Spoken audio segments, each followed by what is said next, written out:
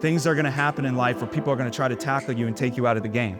There's gonna be people on the sideline that aren't in the game anymore. They give up on their life and they sit on the sideline. You know what they do? They heckle you. Bro, you ain't gonna make it. You're not going to the league. You can't do that. They're trying to tackle you and take you out. But just like the seed, you gotta be able to regulate your own temperature. You gotta be able to say, no, I'm going for a touchdown. I'm gonna finish this race. I'm gonna finish this game. I'm gonna be who I am called to be.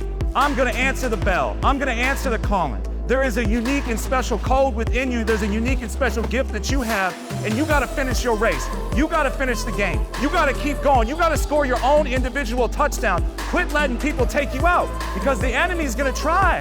The enemy's gonna lie to you and tell you things that aren't even true. It's not just about the X's and O's on the field, it's about where they are mentally. The game is played in this space up here.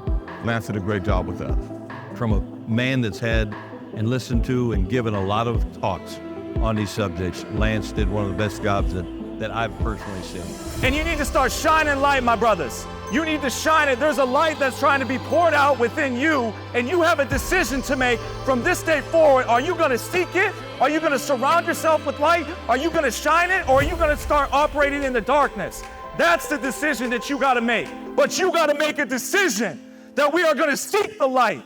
Y'all with me? Let's get it.